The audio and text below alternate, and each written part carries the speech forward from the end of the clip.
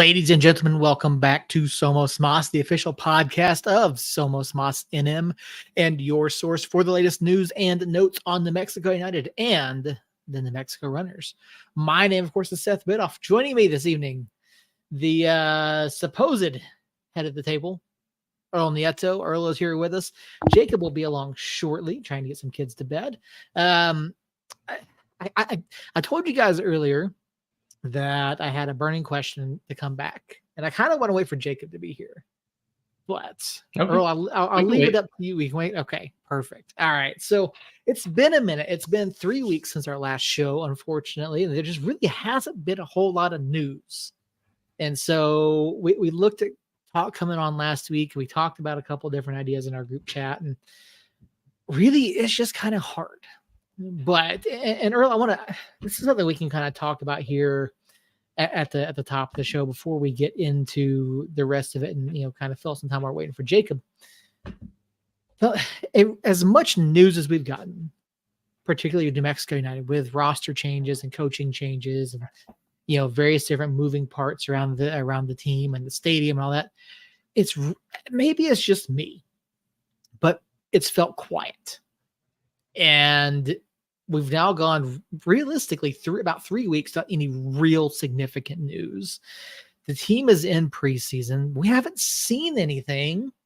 Now, I mean, they did have media day the other day. Jacob was able to get out there, and we'll talk more about that later once he joins us. But maybe it's just midwinter doldrums. I don't know. But how has this felt to you? Does it feel like we're getting a lot of stuff? Does it even really feel like the season is less than a month away at this point? So it's weird because, one, obviously us as sports fans, because that's what we are before anything United, we're sports fans. So I'm in this weird lull where it kind of takes you back to like COVID times where there's no sports going on. So you're sitting around twiddling your thumbs, and it's weird at this point. So United being quiet actually read my mind, because I was thinking that earlier today. Like, I was scrolling through Facebook trying to figure out where the news is, because there's nothing. I mean, I've expected, at least in the 3-4 weeks, at least 3 or 4 player signings or announcements, and we haven't even got that. Yeah, I mean, I think we know, we all kind of feel like this roster isn't finished. We feel like there's more to come. We're still sitting, I think we're right around 19 players, I think at this point, 18, 19 players at this point. I think I counted 18. 18, yeah, I was gonna say it's right in there somewhere. And then even, with we had the preseason match against FC Dallas, and the first team, went toe-to-toe with them, but we don't know who FC Dallas was playing. And once our regulars subbed out, things clearly went downhill. And Jane kind of has a point over here in the chat. Jane says, I feel excluded. Now, to be fair, we're not Las Vegas. We're not San Antonio. He went months without news. Hat tip to our friend Harry Austin, who's been struggling with a lack of team news all winter long. But it really just kind of feels like we're just creeping into the regular season. And yeah, it feels like we're just like hanging out any minute now. Like I said, it takes us back to like COVID times where we're all sitting at work waiting to be sent home any minute now. Jacob Terrell, welcome on to the show. Glad to have you with us. How is everyone? How's the family? We're just going to skip that question. We'll just move on. I think if you'd asked me that question this weekend, I'd have the same reaction. But Earl and I were kind of commiserating here a little bit. It feels like it feels like we're creeping into the regular season. Preseason is going. Yes, there was a preseason match against FC Dallas. We had preseason, the other day. We had one today, I should say, against Detroit City. We had one the other day against Switchbacks. And we know that today was a 1-0 win by way of a penalty. But we haven't seen anything.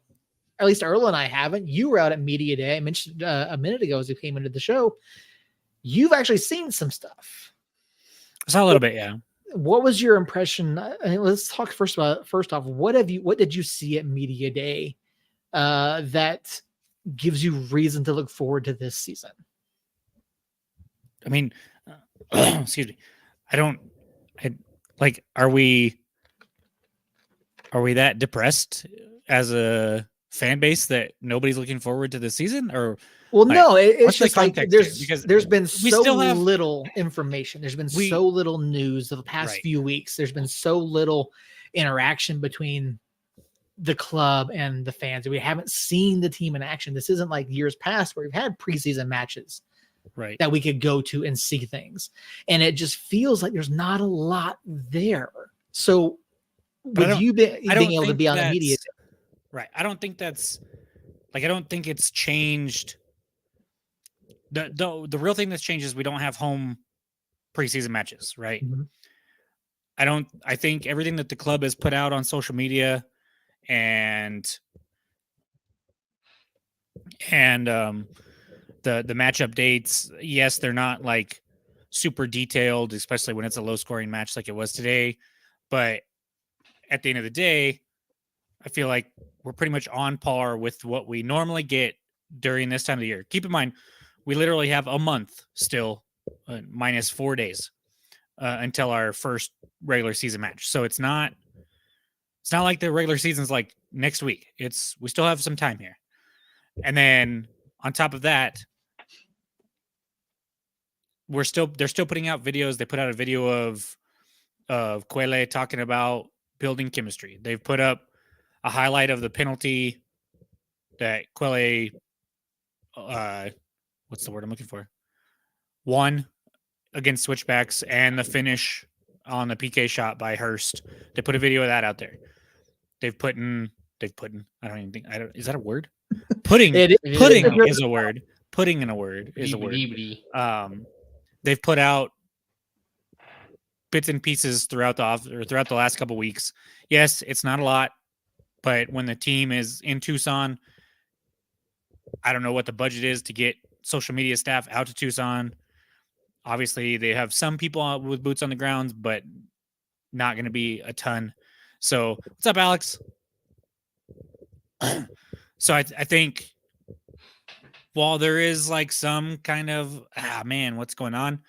I think because there's not going to be home matches until the scrimmage, that's going to put a damper on some people excitement. But at the end of the day, the 24th, we've got a scrimmage. Granted, it's against each other, but it's still, I'll talk about Media Day in a second. Like, they still go hard against each other. Like, it's not going to be an all-star game type atmosphere out there where there's nothing going on.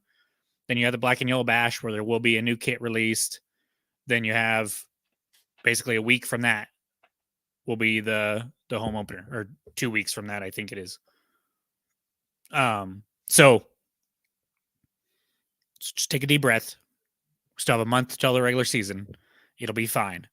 I had to get into it with our good friend Bob on Twitter just a little bit because he was bitching and moaning, and to that I'm just like, let's calm down. We'll be all right. And for you, for you youngins that are watching, Twitter is also known as X. Fuck off! It's Twitter, bro. I got the same feedback on my 1017 The Team email account because I keep referring to it as Twitter, and they keep referring to it as Twitter too on the radio. It's like when you call something by its name for 15 years or however long it's been, it's hard to switch, and especially when you try to type in x.com, it just redirects you to Twitter. Like, it's hard to get it. So I get it. So yeah, and if it was called something other than X, yeah, like what are we doing? What are we doing? It's Twitter. Yeah, I will say Twitter. I will continue to say Twitter. And if you don't like it, Earl, I'm sorry. Yeah. The door is literally right behind you. I see it. Yep, right there. See it. That's my back door. I can't go outside. It's cold. No, it's not that I'm upset about it. That's not what I meant. I was just trying to clarify for all the. I was trying to clarify for all the young people that are watching what exactly Twitter is. The young people are on Twitter anyway. Yeah, exactly. That's what I was gonna say. You're literally like 2 years older than I am, so I don't want to hear it. I'm not. How old are you? He's 21. No, like seriously. 30. Okay, I'm 5 years older than you, so it's somewhat significant. Anyway, and I've got almost a decade on you, Earl. So yeah, he's the old man robot. That is true. But no, I brought up media day because unlike the fans, and yes, there's been social media content, and they have continued to put out things. And we had David, we see Carl on the last episode with us. Fantastic interview. We love David to death. The thing is that the general public hasn't been able to see anything outside of these short clips. Mm-hmm. And so you've been able to get out there. Unfortunately, I had to work. I couldn't make it. I would love to because of the information that you've told me. I would have loved to get out there anyway, but I just, I wasn't able to. So you got out there. So what did you see? And obviously it wasn't a full practice. You didn't get to see an extended training session, or, maybe you probably didn't even get to see 7-a-side or anything like that. But from what you've seen compared to what we've learned about the new players coming in this offseason, what has you excited right now? And what should fans be looking at, in the coming weeks when we do actually get to see that intra-squad scrimmage? Yeah. So I just sent a video clip to you guys in the chat. Seth, if possible, if you could get it to where we could play that, that'd be great. If not, I understand. But what stuck out to me, I did see a little bit of 7-a-side, and then they switched to some offense and defensive drills that kind of separated everybody up. But these new guys, man, they're good. They seem really freaking good from what I saw. They were all over the place. Quelle, Io, which is Flanagan, Chris Kloster, Deion Harris. They're all four of those people that I just named are fast. To quote a popular meme that most people might not understand. That's the fluff boy. That's the fuck boy. They're quick, man. They are all over the place. And even in the drills that we saw, like, they were intense. Everybody was on like another level. Media day last year was much later in the preseason, and it seemed even then they weren't quite up to the speed that this group is so far. With last year, media day was like the week before the season started. Yeah, it was like right before the season started. So it was close. I want to say in the presser they're talking about hopping on the bus and taking off to Colorado Springs, I thought. Yeah. I don't remember exactly, but yeah, it was much later in the season, or much later in the preseason. So we got to watch about 45 minutes or so of training, and then we got to talk to 18 of the players and 4 of the coaches, which was kind of new. We talked about essentially, aside from the trialists and the kids, the academy kids. And I kind of, as we go through the show, if there's some stuff that was brought up in the pressers that I feel like needs to be brought out, I'll do that. But just on the pitch wise, the speed stuck out to me.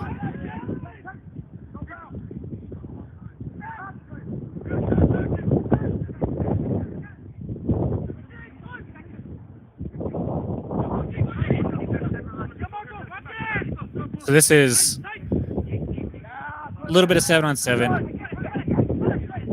It's a little sloppy. They're a little all over the place, but right up here, we're gonna get a good bit of hustle out of Marco. He's gonna come flying in here, get the tackle, keep the ball in, turn around. Him and Quelle are gonna try to team up there. Ends up getting crossed to the other side, and I believe on that far side is Chris Kloster is going to put in a really good ball that Quelle just can't quite get a hold of.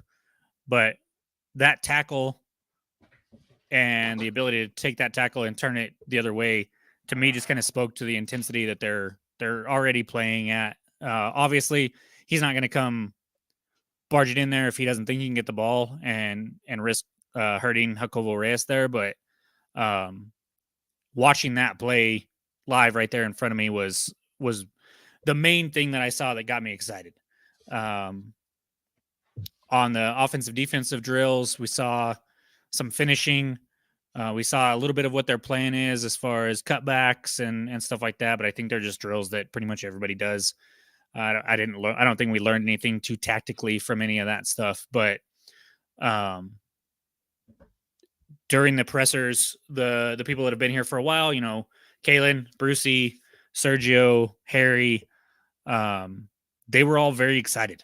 They were all praising Quill for instilling stuff this offseason, praising the new guys for coming in and stepping up right away and just going balls to the wall.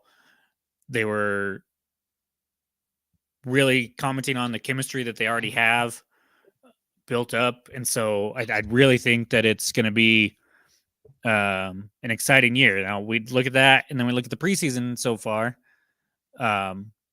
Like you guys are, we're seeing these little clips and stuff, but there really hasn't been a lot.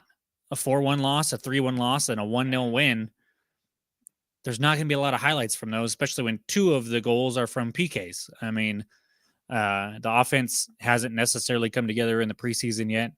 We've seen some pretty close to starting lineups, in my opinion. The last 2 matches, especially, and so I think they'll continue to gel, and hopefully, 4 weeks from now, we're talking about an offensive explosion for the first match of the season. See, I'm not too upset about the whole preseason lack of coverage. I mean, preseason is a time where you're gonna see just about anybody. I mean, you're lucky you'll probably see freaking Seth on the pitch one of these days. Then that's just what preseason is. Preseason's a lot of time to figure out who you have and just play around lineups and plug people in that wouldn't play in positions that they normally do. And from a coaching standpoint, you're absolutely right. From a media and from a fan perspective, however, we've been talking for a couple of weeks about doing season previews, Western Conference previews, New Mexico United team, season previews, however which way you want to look at it. But when we don't have the ability to go out and see what's going on, to look at the players, to dissect it in the way that we do, it's hard for us to put stuff together. And fans are like, as a fan, I'm like, I want to see something. Whether or not we're winning preseason doesn't matter. Preseason doesn't matter. I want to see something. I want to see how they look. I want to see, how, I want to see the pace that we've seen in the highlights of the new guys that have come in. I want to see how they're playing together in the time that they've had so far. I want to see the trialists. I want to see the academy kids, like the 3 who got an opportunity today to play during the preseason match against Detroit City. I want to see what things look like. I want to kind of gauge where I'm at with my expectations with the players. So let's look at last year, Seth.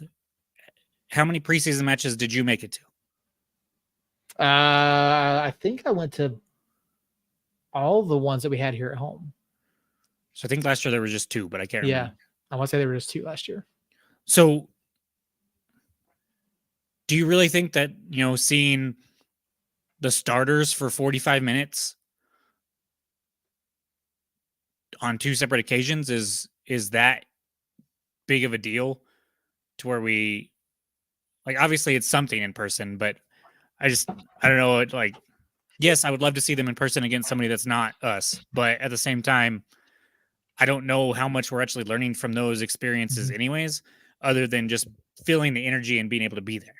I think that's part of it as well, is missing that energy, missing the experience of being there. Now, is it going to be a true representation of what these guys are going to do in 60, 70, 90 minutes? No. But it kind of gives you an idea as to what Quill is looking at. It gives you an idea of what to watch for on the pitch, who we may see lining up where. We've kind of talked about a little bit of it already in some of our other episodes. And so that to me is a lot of it, being able to look at it and say, okay, I think this is what we might see. And then having something to come out and talk about. As a fan, just being out there and experiencing it and seeing the progression and seeing the new players on the pitch, getting the opportunity to meet a lot of them for the first time as a fan. I think that's a lot of it as well. You're going to hate this answer, but it's kind of how it's always been. And it kind of bothers me. Now I'm thinking about it. So as a fan, and I'm not talking bad about any fan right now. I'm wrong. That's not what I'm doing here. But as a fan, we are so eager and so hungry to get some kind of United news. We want to watch preseason games. We want to do this. We want to do that with United. But then the season comes and we could barely break 10,000 in a stadium that can fit 15 on a Saturday night in the middle of summer. So that's just my take. But in reality, if I were to answer the fans that way, preseason is more whimsical times. I mean, you don't know what's going to happen. It's just, who are you going to plug here, plug there? Half the people wouldn't even know their names that are actually playing. And to that point, Earl, about not drawing during the season like we have in years past, we see it happen with the Lobos. We see it happen with every other team. If they're not playing well, attendance tends to drop, I should say. And that's not limited to New Mexican sports. That's not limited to New Mexico teams. That's across sports in general. If your team's not playing well, attendance tends to slide. Now you win a couple games, things start to pick back up. But I don't think that's not the same thing as being excited to see them for the first time, to be able to see them in action for the first time in preseason. And like I said, for me, it's the opportunity to be out there, feel the energy, hear the communication, look at what Quill's trying to do, look at how these players interact with each other. And I think for fans, it's just the opportunity to get out there and see the team for the first time in months.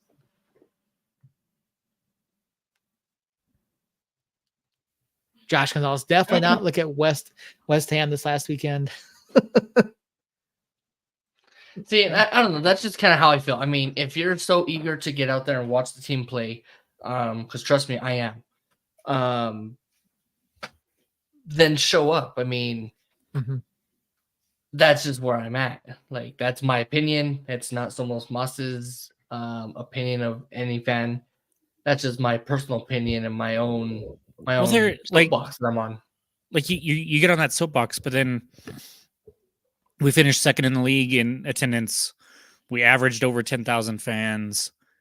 That's not nothing. It's down from 2019, maybe a little bit from 2022. I think it was down a little bit, but at the end of the day, it's not that big of a drop in the grand scheme of things, especially for a year where we struggled. We went through a coaching change.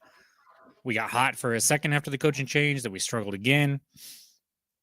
Needed a minor miracle to make it to the postseason.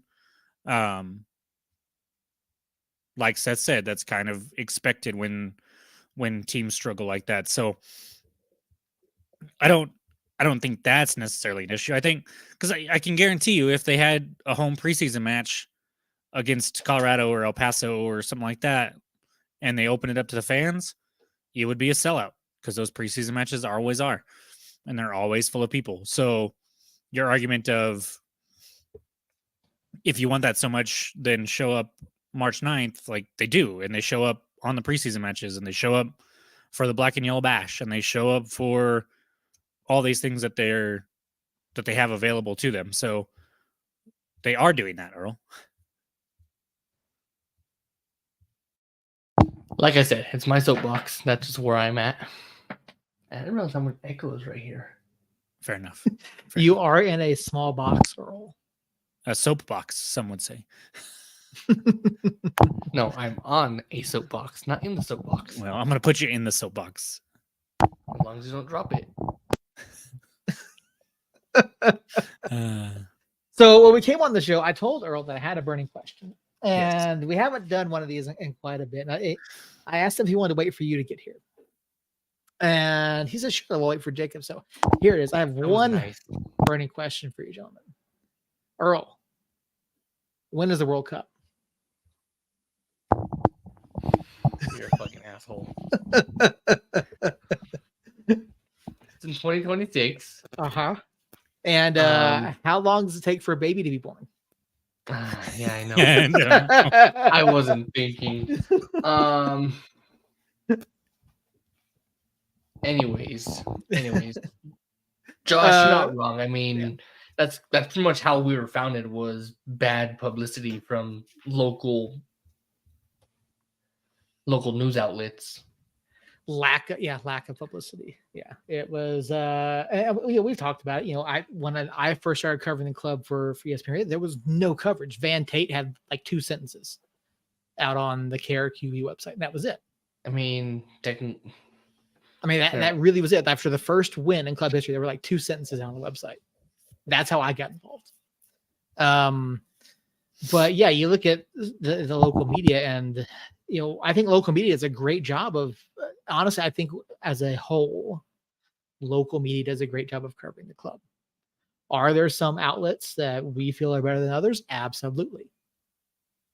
But the ones that you see that tend to have the more negative headlines, the ones that tend to have the more clickbaity things, tend to be the ones out of Santa Fe and some of the other more independent ones who like to call the ownership group a shadowy cabal of right-wing conspiracy theorists.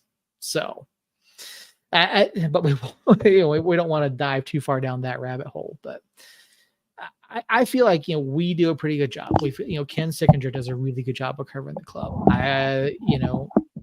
ESPN Radio devotes a lot of time to covering the club, and he's paid to say that, by the way. I am not paid to say that. Because, well, no, I'm not paid to say it. Now, I will admit that I am the one that covers. I cover the club for 1017, so that's mostly on me. But he's reading his script from this morning. Jane, I agree with you. Let's give him a sin bin. Let's give him a blue card, put him in the sin bin, which I didn't even think about that, putting this on the show tonight, but what do you guys think about this? Now, this is something that's been tested elsewhere.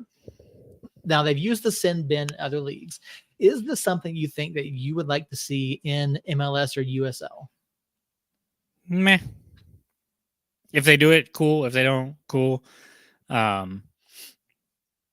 think we've seen the game long enough that, being down a man we've seen games that we've been down a man for 70 minutes, and it changes a little bit about the tactics necessarily, but most of the time it's not like hockey where a power play is like a really good chance to score. It's just not like that. So 5-10 minutes in the sin bin will disrupt the flow of the game for sure, and make the team that's down a man maybe park the bus a little bit and defend a little bit more. But at the end of the day, it's whatever. As a referee, I think it's happens. Interesting. If not, it's whatever. I think it's interesting from a referee standpoint, because I think it gives you opportunity to not necessarily send someone off, but have them sit. And I was reading up on the proposed rule changes that come with this. And if you get if you get a combination of like a blue card and a yellow card or anything like that, you do still get sent off. But I think the idea of sending someone off, giving them the opportunity to kind of settle down, cool their jets, so to speak, I think it's a really interesting idea. I know it's worked well in other leagues. So I think it's something that we could see potentially. Now, I know IFAB postponed their implementation of it. Another thing that I've seen in other leagues is green cards. I don't know if you guys have seen those as well. Now, so green cards are shown for good sportsmanship. That's something I've seen as well. Yeah, no, I'm dead serious. I believe you. Thank you, Earl. Thank you. I don't think that would ever come here, but I think it'd be interesting to see the blue cards. And like I said, it's not something that we had on our list to talk about tonight, but Jane bringing that up, I think that's a great little talking point. So, Moving right along. Where do you guys want to go? Do you guys want to go to league news, or do you want to go to our starting 11 projections? Let's go there. We've been talking about the team. Let's finish talking about specific team stuff, and then we can move on. We've seen now 3 lineups. Actually, we saw 2 lineups today. Technically, they did a wholesale changes. Aside from Alex, basically, so we've seen a handful of lineups. We kind of know more or less where people are going to play. If you pay attention whatsoever, you should have like a general census of what, or a general idea of what that's going to look like. So with that being said, do you guys have a projected starting 11 that you think might be starting for us March 9th? So Josh, to your question, yeah. So we do have a little bit of news on this, and this is something that Jacob found out over at Media Day. Has Nava played in preseason at all? Would love to know how he's looking. No, he has not. He is still in the recovery process. They were not clear necessarily exactly what was going on. He was dressed out at train or at Media Day, but he was not participating in the 7-on-7 or the offensive drills. He was just a watcher, basically. He had a really rough season, or a really rough year last year. I think mentally and physically. He was one of the players that we were able to chat with and ask some questions to. And to put it bluntly, he did not seem like he was in the best of spirits. He was pretty down. He talked highly of the team and how they're motivating him and trying to get him back out there. So I think he is working out. He is training some, but there is no timetable for his return. He's still. I'm wondering if it wasn't a setback of at some point, because we've seen him at least dressed out for training towards the end of last season. I feel like we saw him in some videos, at least putting in a little bit of work. So I'm wondering if there wasn't a setback there. That's not anything that came from the club. That's just me speculating as to why.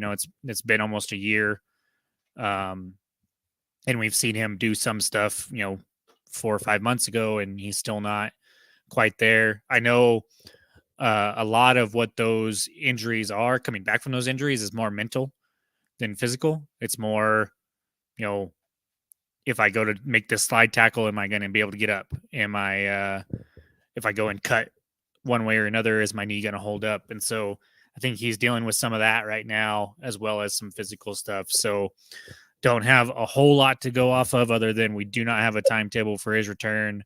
He was having a rough go of it.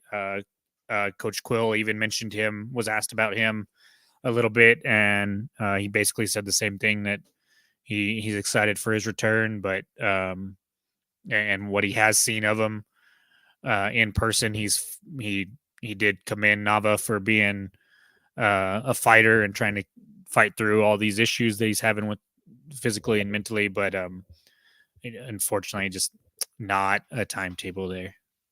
Yeah, he's a player that we kind of heard might have an outside chance of coming back last season, but given the timing of the ACL injury and any potential setbacks, I mean, it just really made it hard. And we talked about it last year, that we didn't want to see him rush back just for the sake of having that energy there at the end of the season. Andres, how you doing, buddy? Glad to see you. I hope you're doing well. So to hear that there was some sort of setback and he's not exactly there now, we did see him training in the fall with the team, on the road to recovery. So hopefully sooner rather than later, but we certainly hope that he's able to get out there and get back into a form of fitness to where he can contribute the way that we know that he can. So, but back to our topic here, projected 11. And this is one of the things, again, like I would love to see something. I would love to see, the guys. I would love to be able to get some sort of idea. So for me, I mean, it's hard. I did put one together, and I think we've seen, like you said, Jacob, I think we've seen two rosters, 2 team sheets have been very close to what I think could be a starting day one team sheet. For me, I have to go Hurst up top with Quelle off to the right and Dunladi off to the left, and then behind them you've got Sergio, Dayon, and Nicky. Sergio obviously playing that more of that center mid role, with Nicky coming off of his right, and then my back four is gonna be Flanagan, Ryden, Gloucester, and Zico. Interesting. Hmm. Interesting. I think Go ahead. You're muted. Go ahead, Seth, since the professional can't be unmuted. The head of the table is not performing at head of the table standards. That's what happens when you only work, 10 weeks a year. In a row. There you go. You did 10 weeks in a row. All right, Earl, we'll let you at it. So I've officially worked more than Roman Reigns this year, so I guess this will be my last week until after WrestleMania season. No, I have Hersey up top. I have Dunladi also up top with him. So two up top. And then I have, I'm gonna mess up his name. How do you say it again? Aquele, whatever. However you say it. You said it right. Okay, so then I have Nicky, Micheletto, and Harris. And then I have Seymour as like a defending mid. And then Flanagan, Ryden, and Bailey in the back line. So a 3-1-4-2? 3-1-4-2. Yeah. Okay. I think formation wise, I think we're probably gonna stick to 4-3-3 probably. Is it so looking at the lineups that we've seen so far, if we look at today's, it was Tambakis, obviously, in goal. Flanagan, Trialist, and Astorga. I think that was the back four for this lineup starting today. And Zico, Nicky, and Marco, I think, are your three midfielders. And then Dayon, Hurst, and Aquele up top. So I think we're going to stick with that 4-3-3 kind of formation. I think the two at the back, as far as center backs are concerned, I would like to ask Seth why he had Closter back there. Because everything I've seen from not even what I saw at Media Day, but before that, was he was a left back through and through. Yeah, I think I would much rather play him out there, but I think he honestly play him more like a left center back or a left back. I think you could kind of stick him in either of those roles, because at that point you can do similar to what we've done in the past, with Brucey or Swartz on the outside, have them bombing up the sides, and then you've got Gloucester who can slide out, and Flanagan who can as well. Because like I said, you've got Zico and if you got Zico and Flanagan on the outside, both can slide up into the midfield. So you've got Gloucester back at the back who can slide out left. So I think it's going to be. I would, of all the things besides Tambakis, I think Tambakis is our number one in goal, hands down. But as far as our outfield players, if I had to bet on two starting positions, it would be Ryden and Seymour as our center backs. I think it will be Will, but I would not be surprised if Gloucester gets a nod. Like I said, maybe left center back, left, or left back, because Will can play that midfield role. He can. So I had a hard time not putting Will out there. I struggle to find a place for everybody given what I've seen so far. Well, if you go four at the back, I think it's Ryden and Seymour as the two center backs, almost guaranteed, in my opinion. And then outside of them, it's probably Closter and Flanagan would be Kloster on the left, Io on the right. That's part of that is what we've seen from them in their previous stops. And then in the drills and stuff that I saw at Media Day, they were almost exclusively in those left and right back positions, bombing up the sides, overlapping runs, stuff like that. So I feel pretty good about that back four. You could maybe, I could see Harry being there on the left side. I could see Astorga on the right some. I could see Zico back there. And so, I mean, for the record, the roster website has Kloster as a defender / midfielder, Astorga as a defender, Seymour as a defender / midfielder. It has Zico as just a defender, Kalen as just a defender, and Flanagan as just a defender. And that's and then Harry as a defender and a midfielder. That's it for the back line at the moment. There are 2 trialists that I saw that I got names of that we'll talk about in a minute. But I think it's Seymour and Ryden, and then any 2 of those other guys outside of them. I think if I had to put money on who would be starting, it'd be Kloster and Flanagan out there around him. I would actually have Zico starting. Go ahead. So now that you said trialist, before I lose my thought. Yes. Seth never answered us back either. So he didn't. I talked to him about it. He didn't recognize names, or he recognized people but didn't know their names. That's I recognize faces, but it's guys that say, okay, when you're not thinking of them, you're not seeing them all the time. Like the names aren't going to pop to mind. I had to go look them up, and then it's. There's this cool meme on Facebook that goes "bullshit." But anyways, so that'd be my back four. I'd have Zico in the midfield.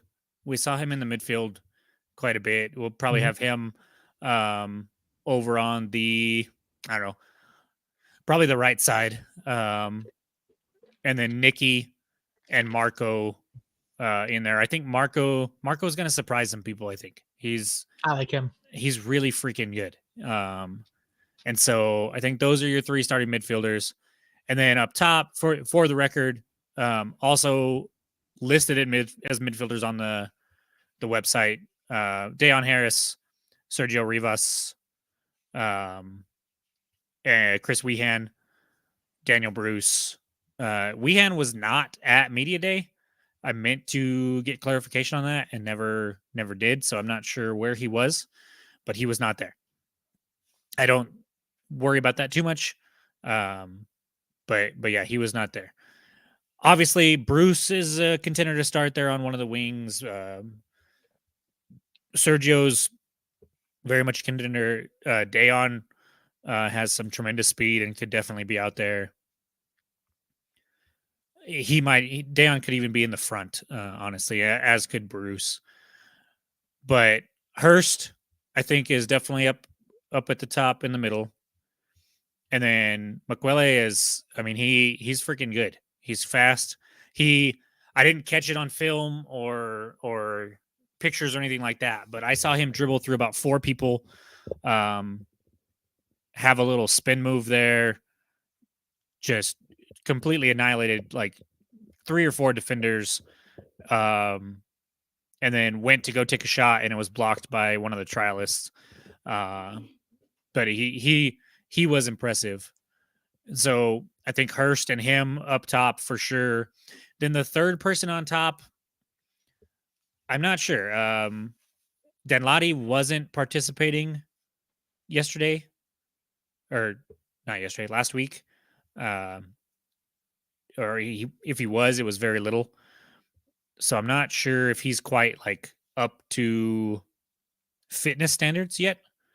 So I'm not sure. Of course, by March, maybe he'll be taking over Hursty's spot and be on a tear. I don't know. But as of right now, I'd have Hurst, Quele, and then I'm going to go with Harris up on top. So it'd be those 3 up top, Marco,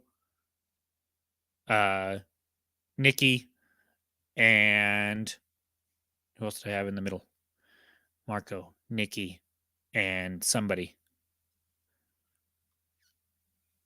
Oh, I already forgot my own lineup, and we just started this thing. Already mid-season form. I know, man. I know. I don't know. I don't think I had him in there, but I'll say Weekend now. So I'll switch it up a little bit. And then the back of the 4 that I already mentioned. So I think there's a good core there. There's a good starting 11. There's probably 14, 15 guys that'll be fighting like neck and neck to get into that starting lineup, and then another couple guys that'll be out on the fringes. And then talking about roster construction, Coach had an interesting quote that he wouldn't necessarily clarify, but he did say the roster would grow by 2 or 3, and that they were in talks with people, and it was very important to get those people in as fast as they could so that they could start to gel with the team. That to me says that it's 2 or 3 people not in camp right now, but I could be wrong. And so I do think there's probably 2 in camp right now. There's 2 trialists that were both at center back. One of the gentlemen's name is Talon Maples, and the other one is Anthony Herbert. Anthony Herbert is 6'4". He's kind of built like Timothy Zale was. Mm-hmm. He's tall, lengthy, not a ton of meat on the bones, but he's also not nearly as young as Zali was. He's 25. He's played around a little bit. I think he's coming from where was he? He was born in New York. He's out of Trinidad and Tobago, and he played for FC Haka, which I'm trying to pull up here. I'll probably butcher somewhere in Europe, I'm sure. But so he's not just fresh out of college like we had some people last year. Yeah, I'm not even going to try. No idea. But he comes in as a center back. He's 6'4", so he adds a little bit of height that we don't really have. We have a lot of speed. We did not add any height over the offseason. I can tell you that right now. So he could come in and be a backup center back for us for sure. And then Talon is built like the complete opposite. He's not nearly as tall. I think he's only like 6 foot. But like we talk about how Kalen's nickname when he came here was the brick shit house. Like Talon is literally that. I mean, he is thick and he outweighs. Where's it at here? I had it here. By the way, it's Valkiakoski. Whatever. He's 6 foot, but he weighs basically, so he's like 4 inches shorter than Anthony, but he weighs about the same. He's just a big dude. He played for Houston Dynamo 2 last year, so we've got him in as a trialist. I would not be surprised if he makes the team. He was very impressive at media day. The coaches seem to be real keen on him. So I think those are 2 names that we're probably going to see make the roster come the first of the regular season. Well, unfortunately, we haven't seen a whole lot, and it's going to be a couple more weeks before we even get the chance to see any more. And maybe our projections change between now and March 9th. Obviously, we mentioned a couple of times, less than 30 days until the start of the regular season. So there's a lot to come. We're expecting some more signings, expecting some more news. Like hopefully they'll throw in maybe a streamed preseason game or something at some point, in case folks can't get out to the scrimmage here in a couple of weeks. But there's a lot to look forward to coming up. We just have 2 others scheduled right now besides the inter-squad scrimmage. I mean, they just announced the one Saturday against Vegas in Tucson. Vegas added 4 players. They literally increased their roster by 1,000% today by signing 4 players to go with the one that they had announced already. So they just announced that preseason match Saturday. That'll be interesting. It'll be interesting to see what Vegas's lineup even looks like there. And then we have one more against El Paso, and those are the only 2 that we have announced right now. So we'll see if they add another one in there or not. But I think they'll have to, man. I mean, that's 2 matches is not a lot in the next 4 weeks to get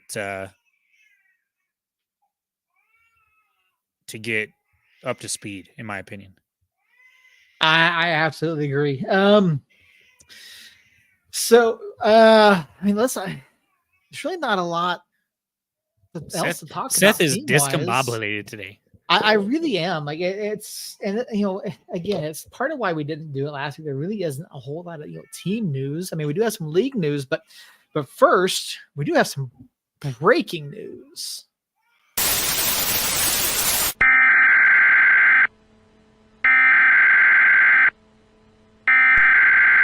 We interrupt our program to bring you this important message.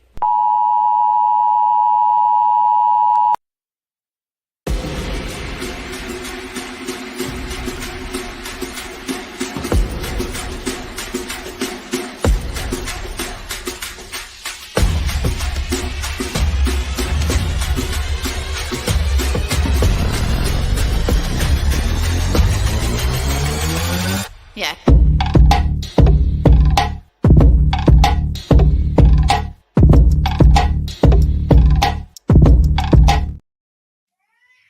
Earl has been hard at work, and Earl has designed us a new logo.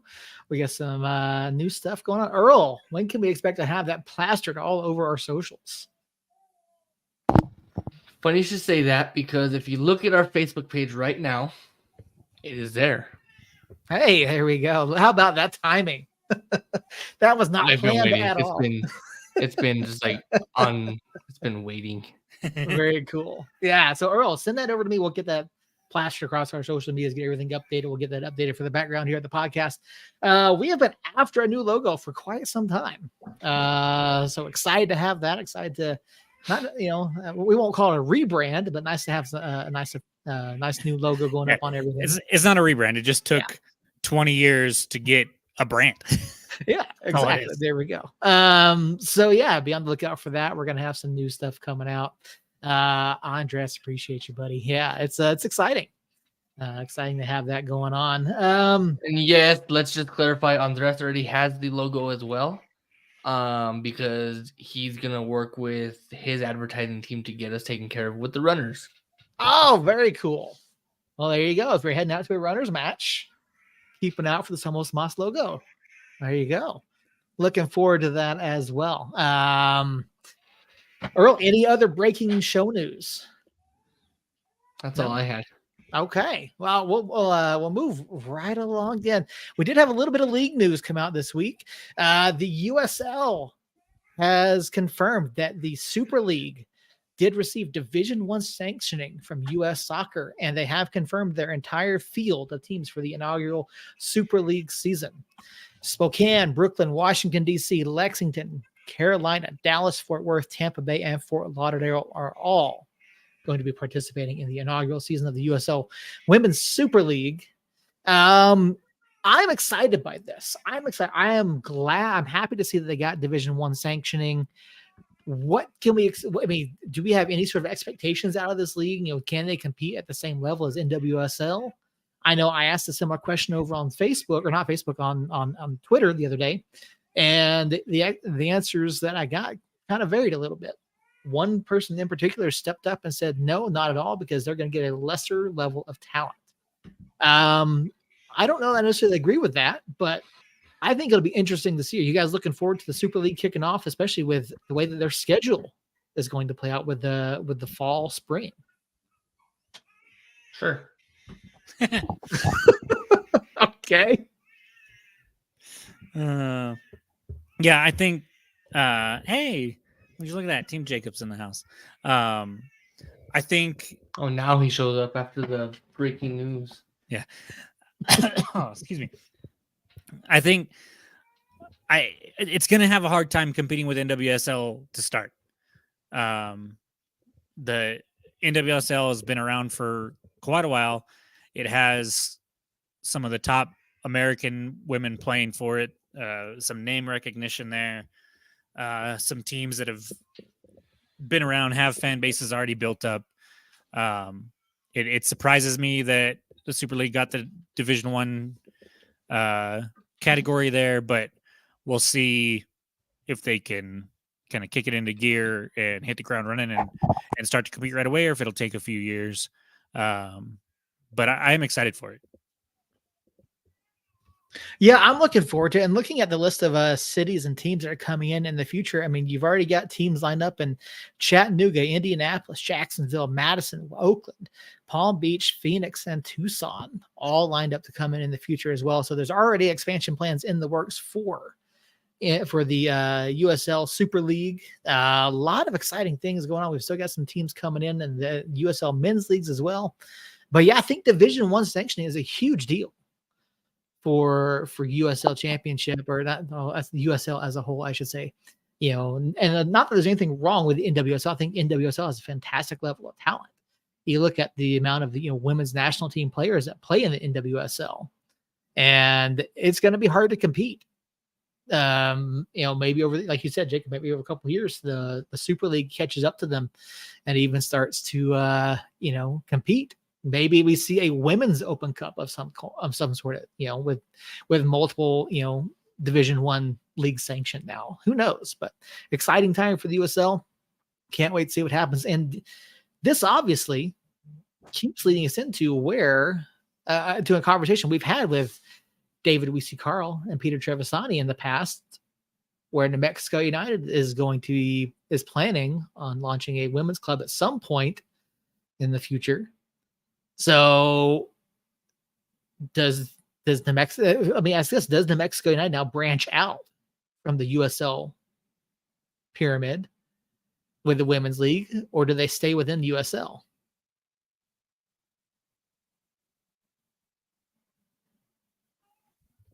I think they'll stay within the USL. You think so? Yeah. I think with having been in the USL now for 5 years, and that's where our bread is buttered on the men's side, I don't think it makes too much sense to stay with that and being a united front there. No pun intended. Earl, what do you think they do? I think the same thing. I think they stay with USL where they've built a relationship already, and then take their cake and eat it from where they have it. All right. I don't disagree. I think USL is the place for New Mexico United to stay, whether it's men's or women's. No matter where they're going to be. I think they've got that brand built alongside the USL. And obviously New Mexico United is now one of the bigger names within the USL. I think you can argue that in terms of just brand recognition. So I think them staying there would be great. So we do have a couple more things we do want to get through. Next thing I want to bring up, there's a rumor floating around. I don't know if you guys heard this, but 2K is apparently in talks with FIFA to create a new licensed soccer game. Now, obviously, EA is doing EA Sports FC, starting with this season. And moving forward, there is no official FIFA title. Do you see a partnership with 2K being a good thing for FIFA? Is it better for FIFA or is it better for 2K? And does this help elevate the level of soccer games? I think I'll take this one as I'm the video game player. I think in order for 2K to compete with EA, they have to get something on there with them. So I think 2K does sign on with FIFA to, one, give FIFA name recognition across every platform that they cover, and two, just to boost 2K's name. Because, I mean, you think of 2K and the only sport that comes to mind for me is wrestling and MMA. Mm-hmm. They don't have any big name brand sport because Madden's covered by EA Sports. Hockey is covered by EA Sports. Basketball is EA Sports. And I'm just going down the list of the games that I have. So yeah, I think that 2K signs on with FIFA to take the bigger, exactly like Josh said, the bigger, better deal. Well, see, I do want to say, 2K is not, they're no stranger to sports games. Now, obviously, they are bigger with WWE, right? After taking, I believe they bought that from THQ. I believe they bought the rights to WWE, WCW, whatever. Basically wrestling games from THQ Nordic, THQ or THQ Nordic, one of the two. But 2K does have rights to the NBA. They also have franchise rights to PGA, and they have also done in past years. They have done football games, American football games. So they're not strangers to the sports realm. Obviously having multiple titles or multiple licensing deals. So I think this would be. I do disagree. I think that this is a much bigger deal for 2K than it is for FIFA, because to pick up a premier license like FIFA, I think that puts a huge damper on what EA is trying to do with EAFC, because 2K can or does make quality games. And if you've got a game that can compete with EAFC, I think you may potentially have a winner right there.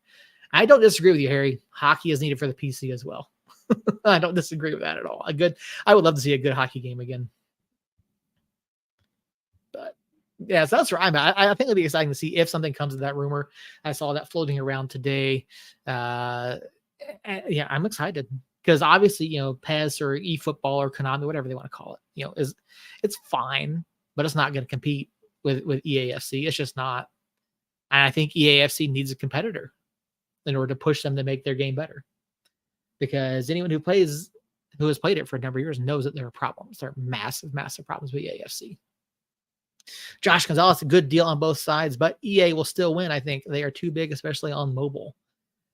Yeah, the EAFC mobile game is okay. I got fed up with it a couple years ago because of how, to me, it lost a lot of the luster and became a massive, microtransaction pay to win thing, even more so than the console version. But that's just me. But we still play them. We still play games like because those are the only options out there. So I'm looking forward to see what happens in the future. And then the last bit of news we had is we wanted to get over to the runners. We haven't talked about the runners in a minute. Obviously, Andres in the chat hanging out with us. It's been a tough season for the runners. And if in case you didn't know, this past weekend's game was postponed due to weather. So that game hopefully be made up at some point. But the runners are back on a 2-match losing streak. They're sitting at the bottom of the standings with a 1-6 record on the year. And it's just been tough sledding for the home team this year. Obviously, season is winding down. There's not very many games left. I don't know for sure if we are 100% eliminated from the playoffs. I think we are. 4 games, potentially 5 games remaining. Yeah, I believe we are eliminated. Played at home on Saturday, rescheduled Sunday in Amarillo. Okay. To March 11th. Hey, there you go. Breaking news right there. Amarillo reschedule for March 11th. So, but yeah, just a tough season for the runners. And so Harry has some fighting words before you carry on. Harry, you came in after the fact, but I did something Jake has been talking about for 2 years now. So I don't want to hear it. So if you missed it, you can go back and watch it. It happened about 8 minutes ago. Just putting that out there. We did have some breaking news that you came in right after, Harry. I'll have to get you caught up on that. But yeah, it's just been a tough season. But the thing is, it's not like the runners have been poor. I mean, the matches have all been close for the most part. They're playing well. It's just, some tough breaks. I mean, obviously, the loss to Wichita hurts, but close games all season long. And you think, the ball bounces just a little bit different, here and there. And the runners, could be sitting with a much better record. So, I mean, you never like to see, the home team struggle. You don't like to see the good guys struggle, but it's just been tough. And hopefully we hear in the last 4 or 5 matches, we see a little bit of turnaround. You see the guys, you see the luck almost, fall a bit more in our favor. I mean, Earl, have you had a chance to get out there? Have you talked to Andres? Have you talked to Coach lately? So we planned on going out there this past weekend. Mm-hmm. Obviously Mother Nature said no, and that's not happening because it decided to fucking snow.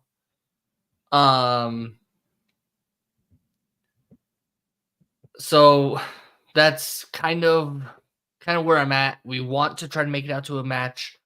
We were talking to the rest about about March 3rd. I'm not sure about that anymore because of United playing the very next weekend as well. So we're still trying to figure some logistics out to make that happen.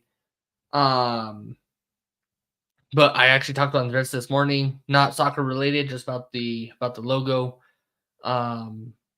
He sounded about as stressed out as I did. He had kids running around, and I have a kid sleeping now, but a pregnant fiance running around too. So trust me, Andres, I know the feeling, and soon enough I'll be in your same shoes where kids are running without diapers and I'm pulling every little white hair that I have out. As for Coach, every time I do reach out to him, it's past his bedtime. So if he could stay up past 6:30, it'd be great. Yeah, there Andres over there definitely working on our new guys this season to develop for next season. Yeah, I mean it's hard. Like it's hard when you have a down year. You don't want to. No one ever likes. I'm not a huge fan of the term rebuilding year. I don't think it's a fair term. Because I think you just needed almost a developmental year. When you do have a bunch of new guys come in, you develop them, you work them into that area, into what you want. So I don't think rebuilt is the right term. I think it's just a developmental year. That's how I look at it. But we love getting out there. We love the runners. We love watching them. I've been popping the games on here from home whenever they come on, and I'm looking forward to what happens here the next couple of weeks. Jacob, it looked like you had something you want to say there. No, not at all. No. Okay. I mean, I basically everything you said is how I feel. Like it sucks seeing them struggle this year, but hopefully we can, like Andre said, develop them and work towards next season.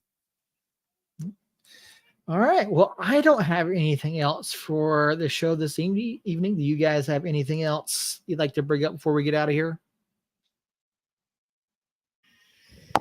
I don't. Not at all. So, I did come up with something real quick. Earl, who wins at WrestleMania? And why is The Rock a douche? So The Rock is a douche because it's all storyline. Mm-hmm. It wasn't a storyline until it became a storyline, and now they're just playing into it. I think Cody Rhodes wins at WrestleMania. And if you want my definition of a douche, look up Vince McMahon. Oh yeah, we're not even going to touch that. Like that's. Oh yeah, we can't even. That's like Voldemort. We can't say Voldemort. Yeah, we're not even going to go into that because that's just terrible. Or Brock Lesnar. Sorry, terrible shit coming out of WWE. Yeah, that too. I'm just triggering everybody at this point. Yeah, Andres, one of our biggest challenges is the lack of player resources compared to other teams in the league who have a history in the arena game. Yeah. I mean, I get that as well. That's tough when you have teams, and we've talked about it in the past. Some of the other teams, loan players down, or they bring in, they bring in professional players, guys who are in their off season and things like that. Can spend a little bit more than what the runners can, and it is hard. It's hard to compete there. The American Nightmare. There we go. That's the way to do it. I'm looking forward to Elimination Chamber, though. It looks like it's going to be interesting. It's going to be Seth and Cody against Rock and Roman, maybe? It probably will be. Like I said, it's all a storyline. Obviously, the Rock's a big name. Unfortunately, here's my personal opinion. Nothing Somos Moss related. My personal opinion as a fan, and Harry, if you're still around, you can correct me if I'm wrong. The Rock is co-owner of this new fancy shiny toy. Mm-hmm. If you are not aware, he is now co-owner, majority owner of the UFL. Mm-hmm. That kicks off in about a month. People don't really know about the UFL and what they are and who they are, other than like the Arlington Renegades. So in my opinion, it's all publicity hype to get the UFL some kind of viewers because The Rock is around. Very well could be. And, with Rock on the board of, what's it, TKO now? Rock's on the board of TKO. And they just thrust him into the spotlight there. And for what I guess a lot of people going into it thought that he was going to help screw over Roman. As of right now, it does not look that way. I still think that happens. I still think The Rock does screw over Roman. Like I said, it's all a storyline. So I am 100% on the fence that at WrestleMania, that's how Roman Reigns loses his belt, is The Rock screws him over. Setting up a WrestleMania 41 match between Rock and Roman in Minneapolis. But yeah, it's all scripted. They know the ultimate answer. What? Yes. Wrestling is scripted? Yes. No. Scripted, not fake.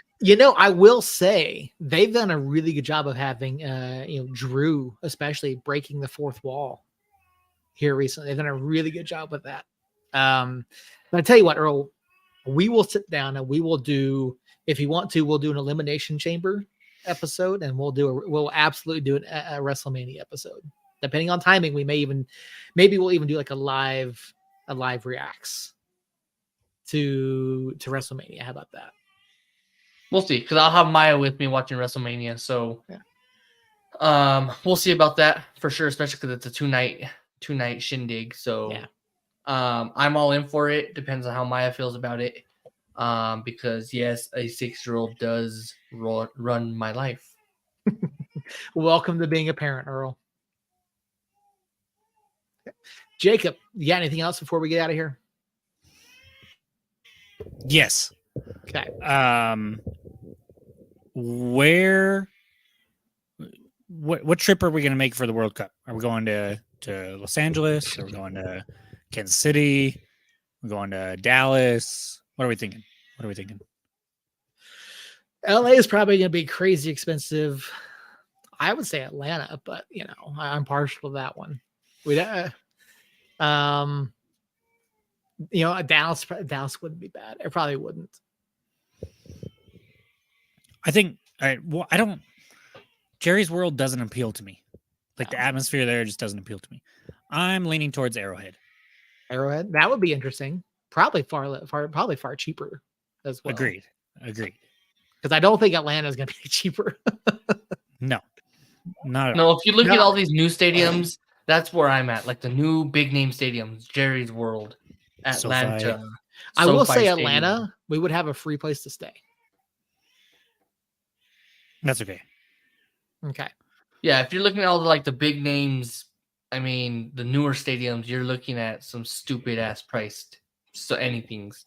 Yeah. Arrowhead, people just go to the parking lot to kill themselves. That's it. It's the World Cup. Like even Arrowhead is going to be expensive for the World Cup. It's the World Cup.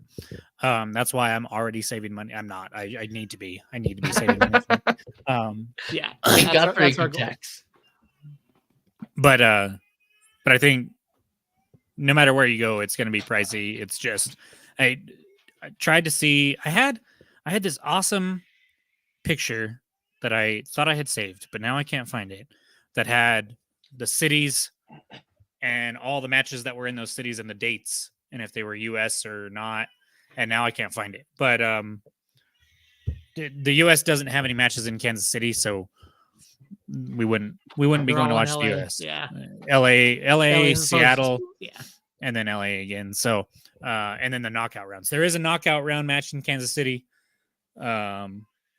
So depending on how the bracket I just works want out, the I don't know experience what of it is. going to the World Cup. Yeah, I don't really care to see the US either. Obviously, I would prefer to see the US, but it's not a be all end all. I think just going to a World Cup match anywhere would be pretty freaking awesome. Yeah. So, I was excited that we finally got a little bit of news on, where US is going to play their matches, the dates for the matches, and stuff like that. But still don't have obviously tickets for sale or the who else is going to be playing everywhere else and stuff like that. So, in due time we will get that. But I know we're over a year away or over 2 years away still, but I'm super excited about it still, and wanted to put that on y'all's radar for 2 years from now.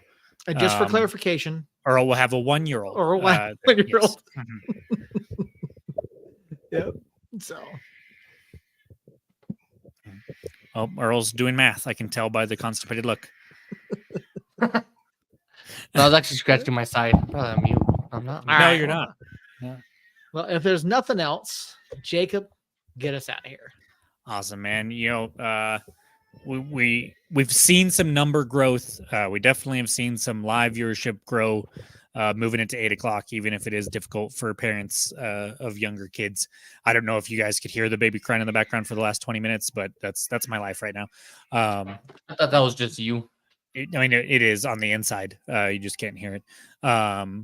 So with that change and the viewership numbers there, really appreciate you guys popping in. I mean, we had Andres in the chat, we had Harry in the chat, we had Josh in the chat, we had Jane in the chat, we had Alex in the chat.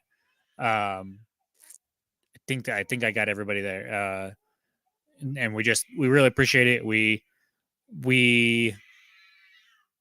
have looked at this from the beginning as something for you guys more than anything else. We volunteer our time, we volunteer our resources. I mean, I was talking to a gentleman at Media Day.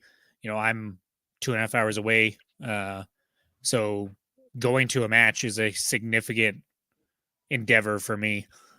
So I do that obviously because I love the club and I've loved the club for 5 years now, but I try to do it so we can have something to give to you guys that others don't. So hopefully we can continue to grow on that. And you see with the news earlier, with the new logo and stuff like that, we're going to continue to grow. It's obviously probably hasn't been as fast. We haven't gotten to where we want to be as fast as we wanted to necessarily, but we're hoping to grow to that and eventually get to something that's really, really special instead of just special. So we thank you guys for that. And hopefully, like Seth said, we'll have some more news in the next couple of weeks. I think for now, we'll probably plan on 2 weeks from now, unless we actually get to watch something between now and then or something like that, or something breaks. And then with that, we'll have whatever news we have, and then we'll start some preseason or some season preview stuff, look ahead, see what other teams have done, see how other teams' preseasons are going. And eventually have a show, maybe even with Harry, like we did last year, where we make incredibly wrong predictions for the season, that then people like he who shall not be named can make clown music videos to and make fun of us. So that is coming. Vagina plaster? No, we're talking about Mario Jerry from El Paso. Forgot about that. But yeah, but no, we really appreciate it, and we will continue to do what we can for you guys. And if you guys have any suggestions or things you'd like to see, be sure to reach out. We're open on all the social medias, and we have been trying to be more active, or at least I have, on all of those, and try to put out a little more content, especially when we actually get some content that I can put out by going to Media Day and stuff like that, and with games coming up. And I just need to be better about that this year. Obviously, I don't have the academy hanging over my head and stuff like that, so should be able to go into this season, all three of us, full bore, be able to produce some really good stuff for you guys. So be on the lookout for that. Be on the lookout for the new logo everywhere. I think I just put it on Twitter and Instagram, so I believe it's pretty much everywhere. that we have a presence. So reach out, tell us what you think. Tell Earl how bad of a job he did or how good of a job he did. Just be honest, brutally honest with him if you could. Be brutally honest with him if you could. But no, that's about it, man. Until 2 weeks from now, keep an eye on the social. We'll try to be putting some more stuff for you there. And we will talk to you guys again in a couple weeks. And until then, somos niños.